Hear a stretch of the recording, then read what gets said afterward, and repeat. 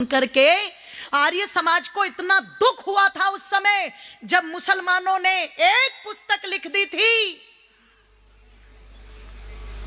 छलिया कृष्ण, नचकैया कृष्ण, पुराणों का कृष्ण। जब ये लिख दी थी ना चरित्रहीन कृष्ण, तो कोई शंकराचार्य कोई भागवताचार्य जवाब देने नहीं आया था। और धड़ल्ले से वो पुस्तक बिक रही थी, धड़ल्ले से मुसलमान उस पुस्तक को बेच रहे थे, जिसमें भागवत से पढ़ पढ़ करके कृष्ण की वो बातें जो मंच से कहीं नहीं जा सकती। स्वामी शिवानंद जी एक बात कहा करते, वो बातें इतनी भद्दी हैं, मैं उनका ही वाक्य ले लेती हूँ कि एक पत्नी अपनी पति को नहीं सुना सकती और पति अपनी पत्नी को नहीं सुना सकता। इतनी अश्लीलता उन बातों के अंदर।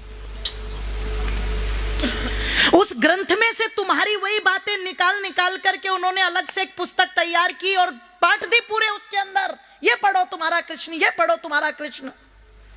नाचता था गोपियों के साथ, रासलीला रचाता था, कुब्जा तक को नहीं छोड़ा। बलात्कारी कृष्ण, ये कृष्ण, वो कृष्ण। जब मुसलमानों ने ऐसी पुस्तक लिख दी, किसी ने जवाब नहीं दिया। तब आर्य जगत के एक बहुत बड़े विद्वान थे पंडित चमुपति एम.ए. उनके हाथ में जब वो पुस्तक आई, अपनी तालियां बचा करके रखना, अभी बजाना मत।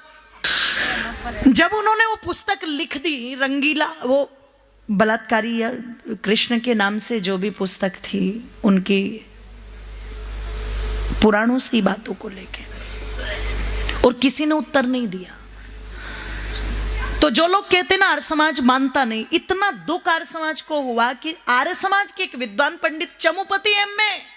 उन्होंने तुरंत एक पुस्तक लिख दी, तुम हमारे कृष्ण पर उंगली उठाते हो, पहले अपने गिरेबान में झांक करके देखो। जिनके घर शीशों के होते हैं वो दूसरों पर पत्थर, तुम अपने गिरेबान में झांक के देखो। और जो नूपुर शर्मा ने अब बात कही है ना, वो बात उस समय बोली थी, ध्यान रखना। चमुपति एम.ए. ने एक पुस्तक लिखी, रंगीला रसूल। पहले अपने कृष्ण के इन रंगीले रसूलों को देखो, जो 40 साल की विधवा को नहीं छोड़ते और 9 साल की एक लड़की को नहीं छोड़ते। ध्यान रखना, पहले इन्हें देखो, अपने गिरेबान में झांको पहले। और जब रंगीला रसूल लिख दी तो उसे कोई छापने को तैयार नहीं हुआ। जो हिंदू तिलक लगा के चलते ना, लंबे लंबे पोत लेंगे, बिल्कुल माथे भी ऐसे पीले पीले, और बैठ जाएंगे बाल खोल करके और बनेंगे बड़े आचार्य, और जबरदस्ती घुसाते हैं भागवत में राधा को। तभी तो देखो ना, अपने ही लोगों ने मुंह पीट के रख दिया भरी सभा के अंदर। बोले तुम अर्थ कर रहे हो?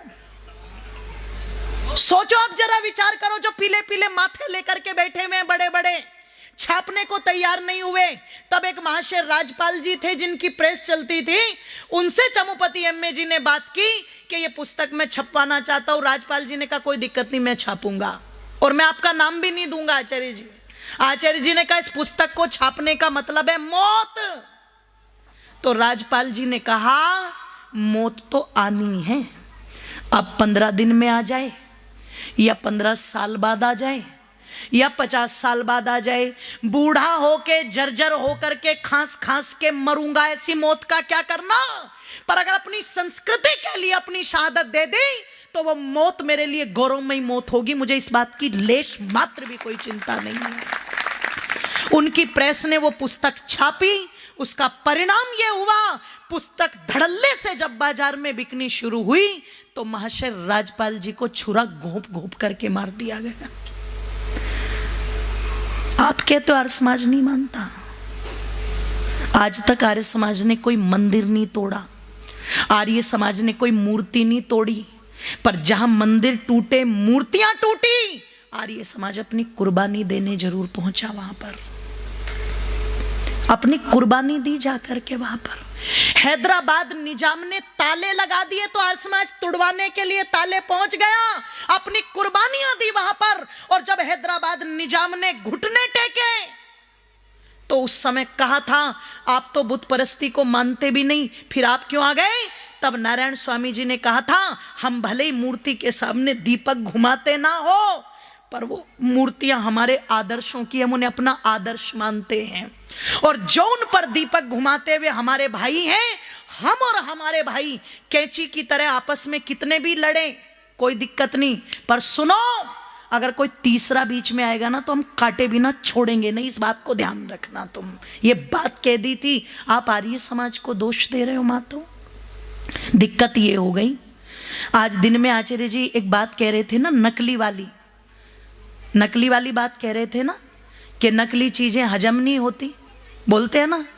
एक बात बता दूं तुम्हें, आज नकली चीजें ज्यादा हजम हो रही हैं। बिना पानी का दूध पीने को दे दो शहर वालों को, दस्त लग जाते उन्हें तुरंत। क्यों? उन्हें पानी वाले दूध की, जोर से बोलो, तुम उन्हें बाजरे की रोटी खिला दो, ठीक है, हजम नहीं होगी उन्हें बिल्कुल भी, है ना। और आशीर्वाद आटा चाहे उसमें गोबर पीस के आ रहा हो, वो उन्हें तुरंत हजम हो जाएगा। आज लोगों को नकली चीजों की आदत पड़ गई, तुम्हें नकली बातों की आदत पड़ गई, तुम्हें नकली सिद्धांतों की आदत पड़ गई। निवेदन कर दूं, आप आर्य समाज पर दोष करते हो। अगर आर्य समाज कृष्ण को योगी मानता है तो लोगों को दुख होता है, और दूसरे कहते हैं वो बहुत बड़ा भोगी था तो लोग खुश हो जाते हैं, ताली बजाते, इनाम देते हैं, हाँ, माला डालते उनके गले में, माला डालते उनके गले में। तो आप सोचो, और इतनी सभाओं में जाकर के अगर हम बोलते हैं तो मैं निवेदन कर दूं, उस समय तो कहेंगे जी बहुत अच्छा बोला, बहुत अच्छा बोला। अरे अच्छा बोलने का मतलब तालियां बजवाने आए हैं क्या हम यहाँ पर? हम यहाँ तालियां बजवाने नहीं आए, हम यहाँ पर आपको जगाने आए हैं। मैं कहती हूँ तुम दूसरों की बात छोड़ो और तुम अपने से ये संकल्प ले लो कि आज के बाद हम कृष्ण के गीत गाएंगे, पर रुक्मणी के साथ गाएंगे, हम राधा के साथ नहीं गाएंगे। मैं कहती हूँ यहीं से सुधार की प्रक्रिया शुरू हो जाएगी।